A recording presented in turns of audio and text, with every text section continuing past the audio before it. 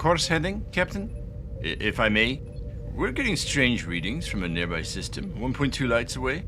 Lights? Yeah, you know, lights. Like light years. Lights just sounds better, no? We'll investigate the system. Proceed. Warps 5? See what you've done. Hey, what's up? My name is Guy, and we are building a random Star Trek Adventures 2 adventure using the Galaxy Deck Builder and a few other tricks and things that I do to create adventures. Now, I will actually be running this game, so I'll be able to give you a review in probably 2 months' time. If you like, let me know in the comments down below. And if you are playing with me at the end of January, please stop watching this week's video. I promise you there'll be something for you next week. And of course, you're going to have an amazing adventure. So we're going to jump straight into it, and to kickstart our creative process, we are going to use the Galaxy Deck Builder, which I have highlighted on this channel before, simply because it makes our lives so much easier. Now, we could use some alternative things. We could also use the Star Trek Adventures Captain's Log, which was the solo version, and I'll be doing a video on that in a couple of weeks' time as well, talking about is it necessary or not. Our first step is to randomly draw the star system, and we get the Type KV system. It's an orange dwarf star. What could be happening in the solar system? A lot of different things. It could also just be that it's a great place to base a ship-based adventure on. Let's see what else we can find.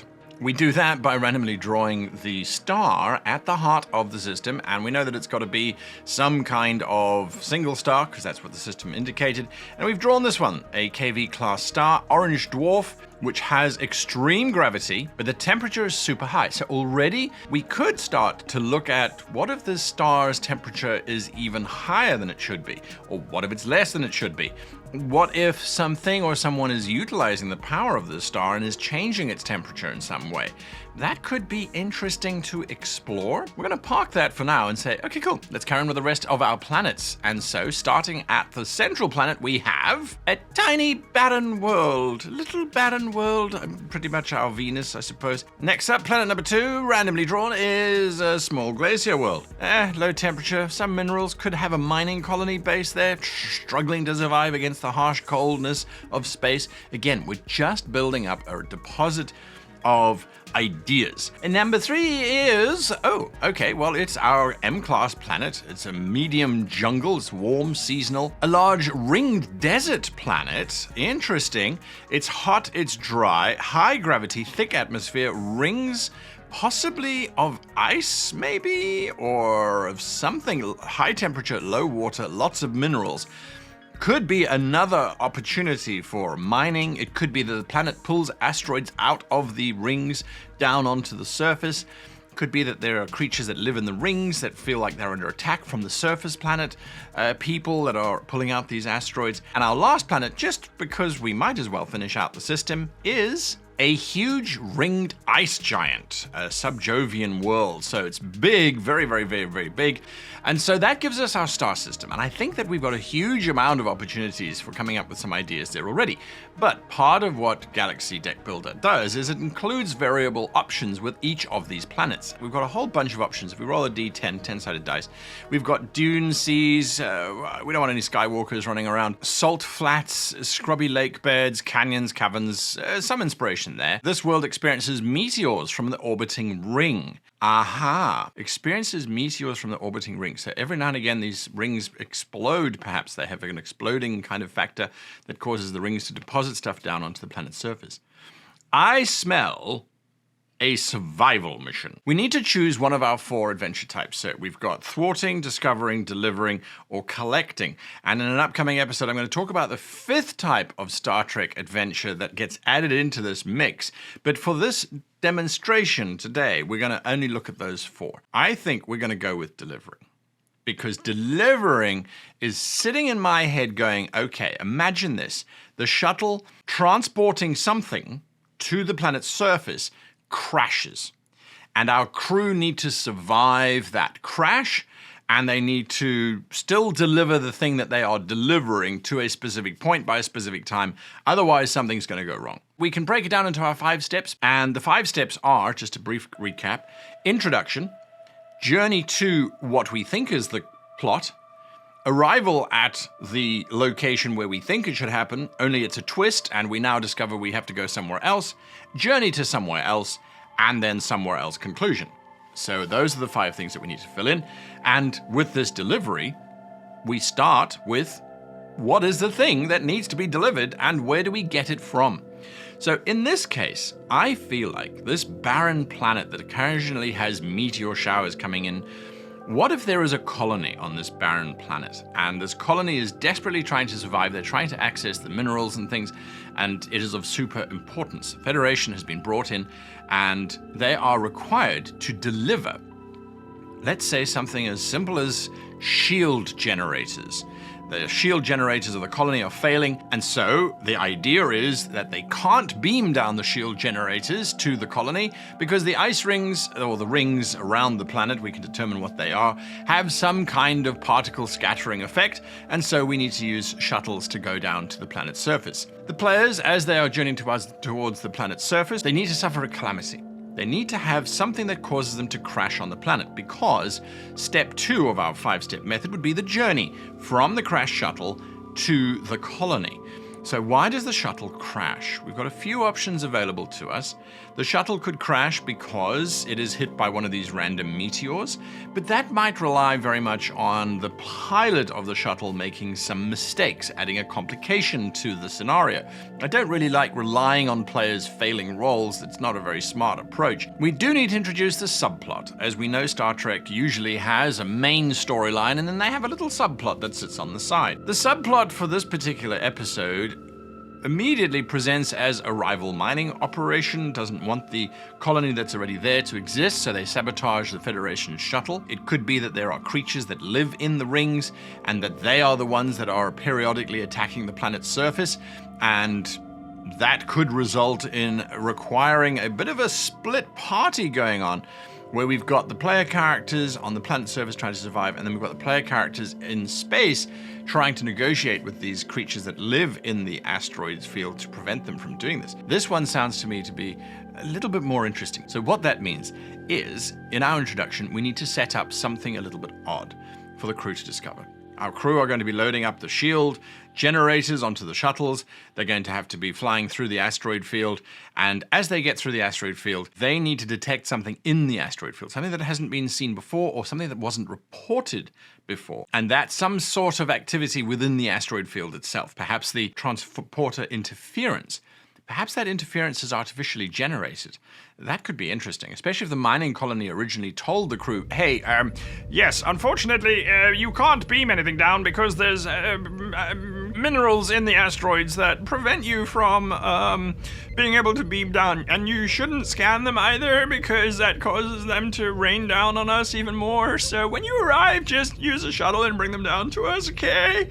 It's fine here. So step 2 would then be, as the shuttle is about to arrive on the planet, it gets bombarded with asteroids, which again could be another hint that there is more to this asteroid impact than anything else, because the asteroids are directed at the shuttle. This creates some wonderfully opportune moments for our pilot and helm and navigator and all those on board the shuttle to have to try and weave in and out of this falling debris of asteroids. I think it could be a lot of fun. And then they crash. Now, they have to get from the shuttle to the colony, because of course they can't beam back up to the ship. They can communicate. The ship could send another shuttle, but in true fashion, it's like, but what's to stop the asteroids from attacking? And also, we've kind of noticed that the asteroids were attacking us wherever we went, so it seems like there's something going on in the asteroid field. That gives our crew on the ship, if there are any, the opportunity to go and explore the asteroid field and to make contact with the creatures that live within the asteroid field. On to that point, we need to then decide what are the creatures that live in the asteroid field. Are they a native species? Are they a rival mining species? I like the idea of them being a native species. Star Trek, after all, is about discovery. The crew discover that there is a species that live in the asteroids and that they do not like people on their planet's surface mining because... And again, Star Trek has given us so many different options. The planet is sacred to the aliens in the asteroid field. The planet is where the aliens hatch their eggs. It could be that that's a burial ground for those that die in the asteroid. They're sent down to the planet's surface in a flaming asteroid. That would be more interesting, especially if the asteroids that are sent down have been treated in some way by the space alien asteroid dwellers, And that's what's actually generated the interesting mining stuff that the colony is after. The decomposition of corpses causes some of the minerals on the planet to transform into something else, and that's what the miners are after. Before we get to step 3 and 4, we need to think about step 5. Is step 5 a diplomatic solution? Is there something that the players and the crew can find as a working solution? If the asteroid folk are sending their people to the planet's surface encased in asteroids, what would they accept as a negotiable treaty? Because assumedly the colonists are going to not want to leave, and the Federation would, I suppose, have to relocate them, but that's not a very neat little solution, I don't think. I think it's better if we find a compromise, some kind of compromise. It could be that the asteroid aliens are suffering from something as well, and that the colonists could provide it for them. So provided that the colonists stick to mining certain areas, say ancient burial sites that are no longer used, the space creatures demand a supply of something. It means that we could potentially start off step number 3 with an asteroid ship that attacks the crew in space. It gives us a ship battle, which I think could be quite fun. And then we go on to the negotiations. Now, the negotiations would be step 4. And so the negotiations need to happen both below and above. So below, whilst the crew are on the planet, they need to be looking at and investigating all kinds of routes, talking to the colonists. What are you doing? How can you do this? Etc., etc. That's their investigation, basically.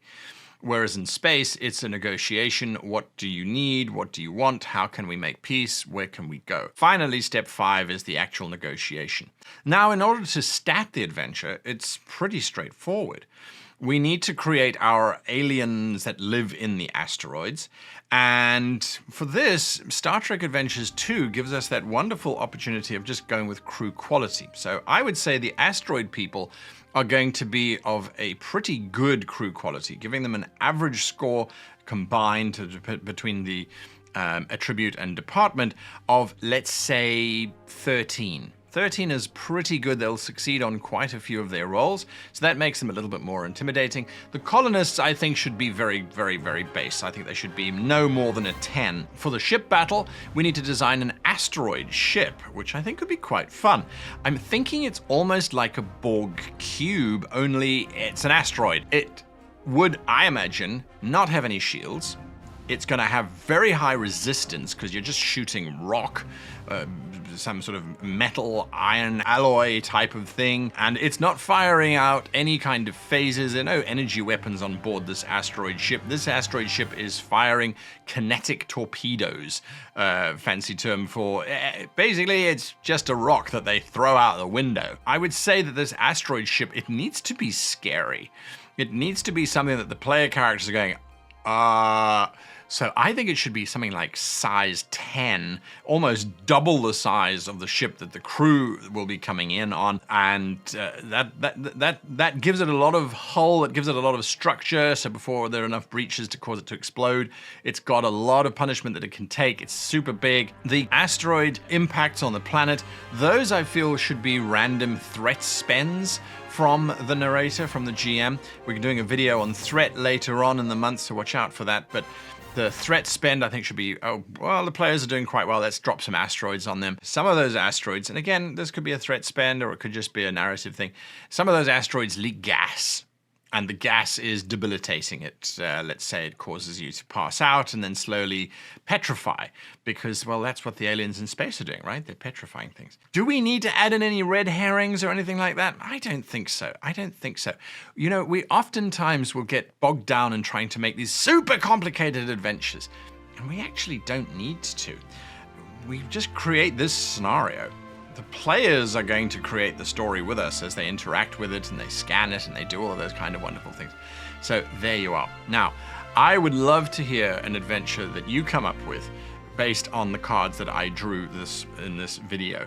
What adventure would you think about, could you throw in? And the more adventures we get listed down below, hey, it just becomes a resource for all of us to come back and to have a look at that. Now, on another subject, if you are one of those 3D rendering guru folk who know how to use Blender or 3D Studio Max or Maya or whatever it is that they use these days, if you would be willing or interested I would love to chat to you about creating the USS Kent. That's an Excelsior model. Finding the model online, I know they used to do it a long time ago, and just rendering out some beauty shots of the USS Kent. It would be nice to have on the channel. It would be great to do that. If you are, drop me a line, geekstable@gmail.com. It's on the screen now, and we can talk. Until next time, live long and happy gaming.